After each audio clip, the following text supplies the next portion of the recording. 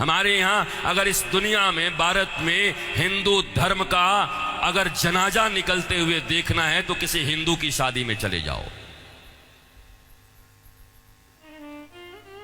शास्त्र कहता है सूर्यास्त के बाद वेद के मंत्र पढ़े नहीं जा सकते। तुम राक्षसों की तरह अर्धरात्रि में विवाह कर रहे हो। अरे वो काल कुछ और था जब मुगल तुम्हारे यहां थे। रात के अंधेरे में बहू बेटियों को उठाकर ले जाते थे, दिन के उजाले में ले जाते थे, तो रात में छुप छुप करके अंधेरे में विवाह कर दिया करते थे। अब कौन मुगल और कौन अंग्रेज तुम्हारे पीछे पड़ा है? क्यों नहीं तुम सूर्यास्त के पहले विवाह करते हो, अभिजित मुहूर्त में करते हो? वेद तो वही कहता है। तो तुम्हें तो ये भी ज्ञान नहीं है। हिंदू धर्म का डंका लेके घूमते चल रहे हो, डंका पीट रहे हो हिंदू धर्म का। तुम्हारे विवाह में देवताओं का कितना अपमान होता है। अरे विवाह में दो प्रकार के कार्ड बनाओ।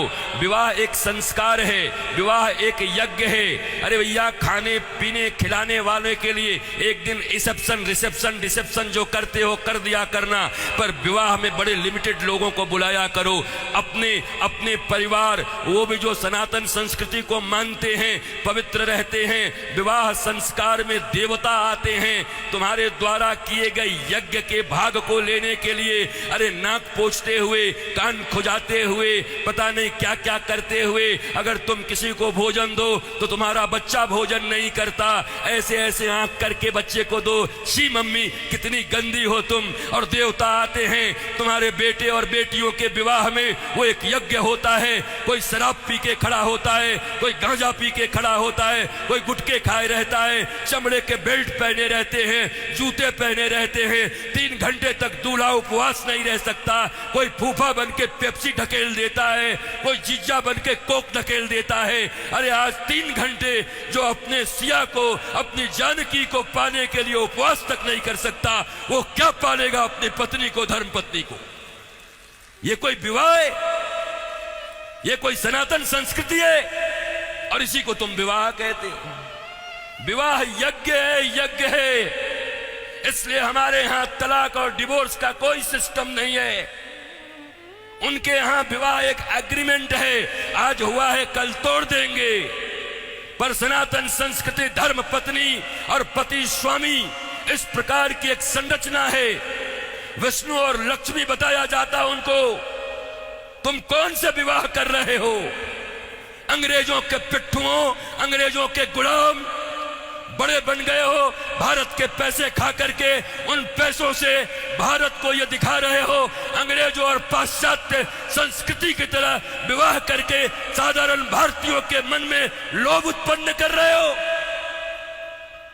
और ये समाज के अग्रणी लोग बने हुए हैं, ये समाज के श्रेष्ठ लोग बने हुए हैं, ये समाज को दिशा दिखा रहे हैं, ये समाज को भोंडा प्रदर्शन कर रहे हैं, अपने दन का लोगों को दिखा रहे हैं। एक गरीब बेचारा विवाह करने में भी लज्जा करता है, इतना आडंबर बना दिया। विवाह एक यज्ञ है, बड़ा पवित्र यज्ञ है, सुंदर यज्ञ है, वेदियां बनती हैं। हमारे यहां दूल्हे दुल्हन, उनके वस्त्र कैसे होते थे? देखो आज के 50 साल पहले ही देखो ना, 50 साल पहले के फिल्म देख लो बॉलीवुड में, तो समझ जाओगे कैसे वस्त्र पहन करके विवाह करता हमारे यहाँ पर। क्योंकि बॉलीवुड भी या सिनेमा भी समाज का दर्पण होता है। और अब बदले हुए बॉलीवुड को देख लो कि अब कैसे विवाह करते हो। हमारे विवाह में हमारे वस्त्र, हमारे परिधान, फिर लेन देन इतना तो बनता है। 5 साड़ी तो बनती है, 21 साड़ी लगेगी ननद की। अरे कौन से ग्रंथ में लिखा है? कोई माई का लाल भारतवर्ष में किसी शास्त्र में मुझे दिखाए? कहां लिखा ये लेन देन? तुम्हारी बुढ़िया पुराण में होगा। लोभियों के बनाए गए कानून, लोभियों के बनाए गए नियम।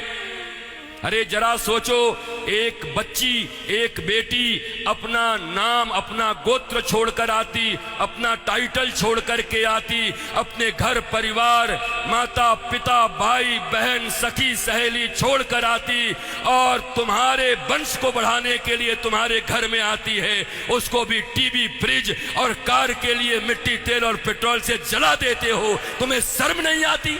भारतवर्ष में जन्म लेकर बैठे हो।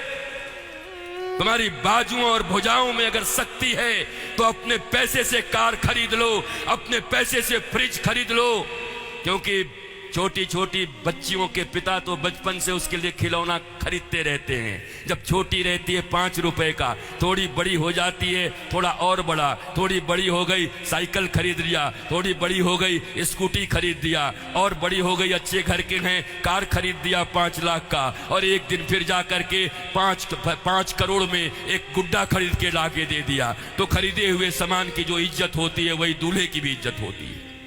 दूल्हा बिकता है, बोलो खरीदोगे?